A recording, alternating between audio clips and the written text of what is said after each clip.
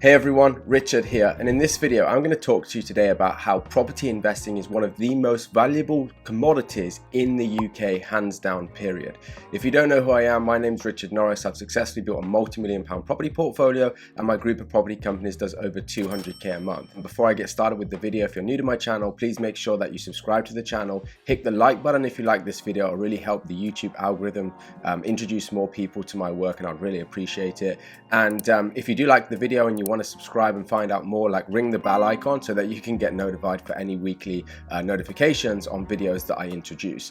So like one of the biggest questions that I get asked by my clients is like, what is a director's loan account? And they don't quite understand that actually just how tax efficient property is, right? Because I think when you live in the UK, a lot of what you hear from the media is that, you know, they just want to tax landlords. The government basically wants to come down on landlords really hard and say that, hey, you're making too much money, we want a piece of that. And so what we're going to do is we're going to introduce all of these adverse tax changes, like buy-to-let tax changes, so like Section 24, which was a tax derivative that was introduced by the government that basically said that, hey, if you own property in your own name and you're a higher rate taxpayer, you can no longer offset your mortgage interest relief. Now, whilst all of these things are true and whilst the government continues to try and tax landlords, property is still and remains one of the most tax efficient investment vehicles in the UK, hands down, period. Now, one of the things you're going to get to know about me is that I'm a big fan of like not paying as much tax as you can. And the reason that being that is it's not because of tax avoidance or anything to do with that, but there's a meme in life and it goes like this: it doesn't matter how much money you make that's important. The only thing that truly matters is how much money you keep, and not the money that you keep that you can multiply. So actually, believe it or not, actually when you know how to make money, it becomes actually like an everyday occurrence and it becomes quite easy to make money. But the hardest thing that you'll have when you start making money is how to keep hold of it, how to keep more of the money that you make. And basically, like the richest people in the world, the wealthiest people in the world, honestly, they have excellent tax strategies that mitigates their tax, right? Because like here in the UK, if you really think about things, we're taxed like time and time again on the same money. So what I mean by that is when we go to work, we get taxed on our salary at source. And then when we maybe buy a property, we get taxed again on the same money because we have to pay stamp duty on the purchase. And then for a third time, we get taxed on the income. And then we get taxed on the uplift of capital gains. And then we get taxed a fifth time on inheritance tax. Like, it's just crazy. It's ludicrous, right? And if you don't understand and learn tax strategies, you're never actually going to build wealth. And this is one of the reasons why I'm so passionate about helping you save as much money as you can and not avoid tax, but just mitigate your tax bills and reduce them to something that seems sensible, fair and reasonable. Because honestly, like, I don't know what your opinion is, but like, I have quite strong opinions on the UK tax system, and I honestly fundamentally believe it's broken. You tax entrepreneurs, you tax them at 90%, 25% corporation tax for businesses that make over £250,000 a year of profit. You tax them on VAT that maybe some commodities and businesses in the UK can't claim back the VAT because they have no VAT bills to pay. So they're taxed 45% on the top line before they pay their staff. And then anything that you want to draw out of the business as a business owner, you're taxed another 40% on the dividend at the higher rate above 120,000 now. So if you add all those together, that's like 85% tax. Hey, just being prudent with you, that's one of the reasons why you see this nice backdrop here, and one of the reasons why I moved to Dubai. There's going to be separate videos on like my life in Dubai, why I moved to Dubai. I still invest in UK property, so fear not, like I'm still investing in the UK market. UK is a great place to invest. I'm going to continue to invest there, and I'm going to show you how to invest from overseas as well, using great strategies and how to do that and how to set up the operations if you're an international investor wanting to invest in the UK, right? Because like, in terms of like property is very tax efficient, and like I say, just being prudent again and very pertinent with you, everything I do on this channel is about integrity, being open, being transparent. I don't pay a single pound of tax on my property portfolio in the UK. I don't even need to be a non-resident to achieve that. So if you're somebody in the UK that's investing in property and you've done well financially in life, or even if you're just starting out, like, you can mitigate your tax a lot by investing in property. And I'm going to show you in this video today how property is still an excellent tax vehicle and how you can have your property investments giving you tax-free income. And the first thing I would just want to speak about today and isolate is just directors loans accounts, right? I have a lot of clients, people on sales calls that want to enroll in our program, and they don't understand what a director's loan account is. And a director's loan account basically means it's money that's already been taxed that you introduce into your property business on day one, or at any point. You don't have to just put the money in on day one. You can top up your director's loan account over a number of years. You can put money into your business at any point and it can go in as a director's loan loan account, providing that it's personal money from you that you lend to the business and introduce it as a director's loan. Hence why it's called a director's loan, because you are the owner of that business. And if you're the owner of the business, usually you are a director as well. And therefore the business is indebted to you as the director. Now, what you can do is, so let's say, for example, you have salary. Your salary is taxed at source, right? So that money comes into your bank account as taxed income, and then you may accumulate a massive money over time in the form of savings. Now, if you were to introduce your savings into the business, into your new property business account, that is going to go in as what we call a director's loan account, right? And you can utilize that money to buy properties within the property company, otherwise termed a special purpose vehicle, right? SPV, that's set up to buy investments. You can use that money to go and buy investments, and then the income from the investments you can draw down on into your personal name alongside any other earnings in your life. So let's say you even earning 10 million, 20 million, 100 million pounds for argument's sake. If you're earning 100 million pounds in your life from other sources of income, the income from your property portfolio, as long as you're drawing down the income as a director's loan account, is all tax-free money. And this is fundamentally one of the main reasons why I advise all of my clients, regardless of their situation, to basically buy properties in a limited company and don't buy it in your personal name, because the first biggest advantage or incentive for us as investors to buy property in a limited company is to utilize a director's loan account, right? And that's basically, like I say, it's income that you've earned that's been taxed somewhere, or money that doesn't need to be taxed legitimately. Like, let's say, for example, you release equity from your own home. Well, any equity released from your own home is not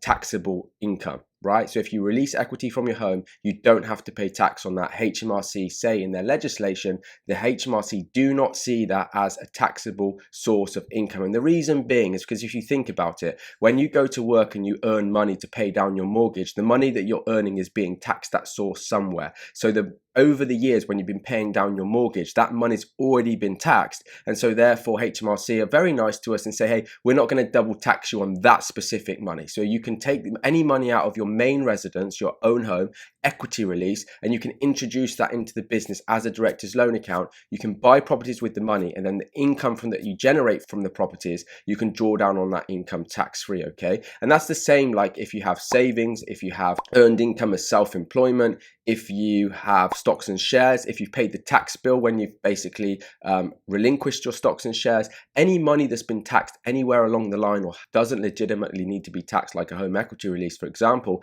that money can be introduced into the business on day one as a director's loan account. And I'm going to pull up a little diagram in a minute here for you, and I'm going to pull up the whiteboard, and we can just go through a neat diagram so that you can really understand this. Because although, like, even if I explain it, for example, like you might be thinking now, if you're new to this and you don't understand home equity release and you're not quite sure how the money that you've already been taxed on doesn't get taxed again and what a director's loan account is, then the diagram I think is really going to help you. So I'm going to actually pull that up now. I'm going to pull up the whiteboard. We'll go to the whiteboard. I'll do a little diagram for you so that you can really understand exactly what a director's loan account is and how you can utilize it, and how that you can basically use that money and build that director's loan account over time. Okay, so I'll see you in the whiteboard here. Okay, great. So let's go in and then let's take a look at this diagram, and like I'll try and draw the best diagram that I possibly can to help explain the points that I've just mentioned.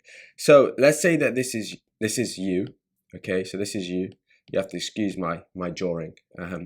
This is why I only stick to property investment and numbers, right? But this is you.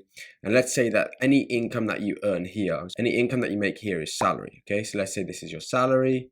It could be dividends you've taken if you're a business owner. Div stands for dividends. It could be stocks and shares, S&S for stocks and shares, that have been taxed at source. You maybe have relinquished those. Or let's say you got home equity, okay, right?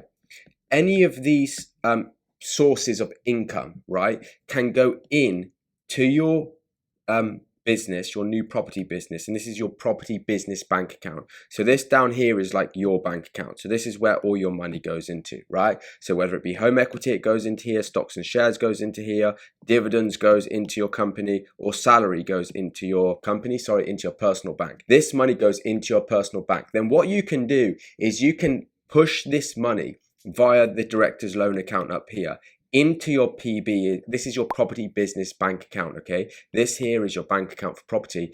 You send the money into your property business as a director's loan, right? So let's say, for example, let's just say that we release dividends. We're a business owner, we've taken dividends, we've paid the tax at 7.5% or 39.5%. Regardless, you've drawn the tax down into your personal name, right? What you can do, you amass that money over time. Now, you can send any money at any point. So like I say, it doesn't have to be put into the business on day one. Of course, to set up the business on day one, if you're starting out in property, you're probably going to invest like 50K, 100K, 200K, whatever that might be. You might put a lump sum into the business on day one. That lump sum money is going to come from your personal bank account into your property business bank account, and that money is going to go down on the accounting balance sheet as a director's loan account, right? So let's say, for the purpose of this example, that we decide to invest 100K.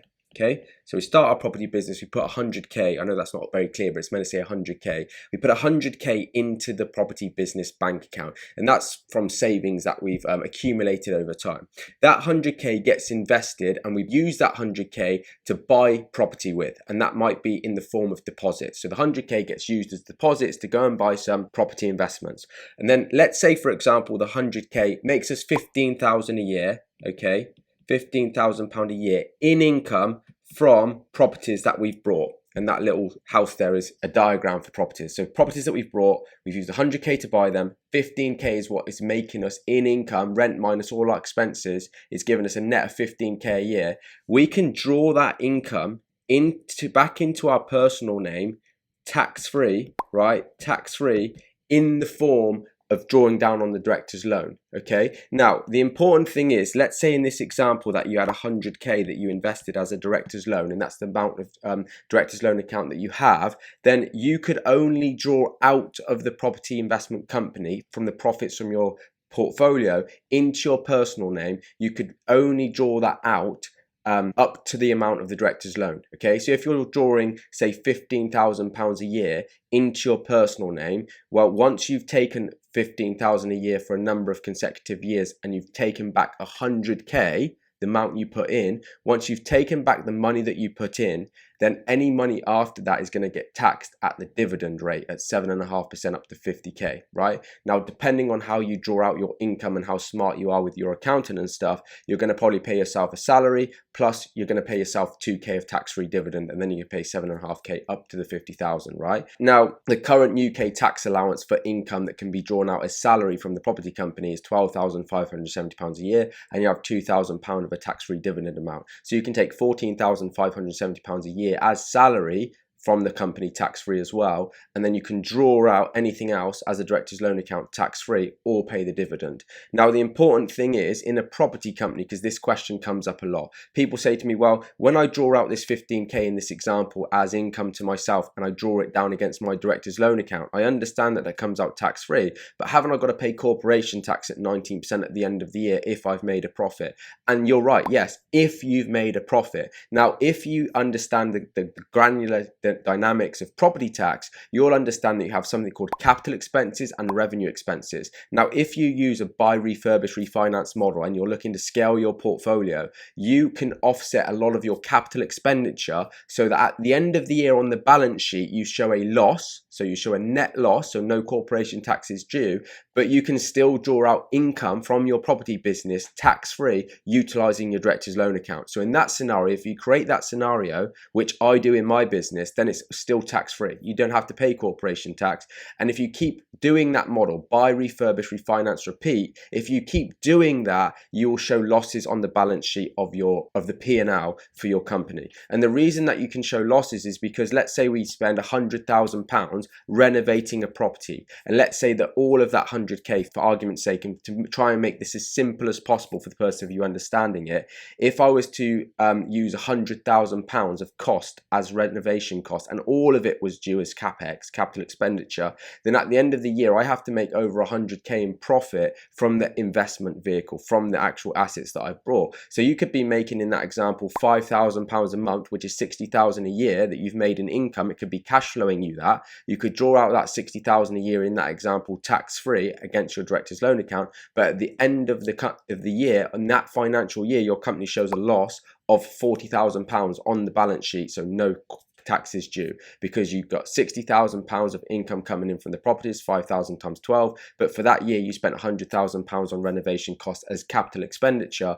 then you have to make over 100k in income from the assets for you to then start paying corporation tax. Okay, so that's kind of how it works from the high level, but let's not get too carried away with that, because I can go quite deep into this stuff, and I just wanted to show you today how a director's loan account works and how you can build up your director's loan account. Now, if you're a business owner and you have a profitable business, or say you're earning a lot of money in corporate like some of my clients, you can build up your director's loan account over time. So you don't, let's say you put 100k in today to start the business, you could inject 5,000 a month, 2,000 a month, 1,000 a month. You could then not put anything in for 10 years into the business, and not year 10 you, I don't know, you put in £500,000 or another 50,000. You can top up the director's loan account at any point. You don't have to pay the director's loan account on day one. You can keep adding to it, keep topping up to it as you make more income from other sources. You can then think, okay, well actually I've made some money over here, and what I'd like to do is invest it. Okay, put it into the business as a director's loan account, and you're going to be able to build your director's loan account up over time and then draw that into your personal name.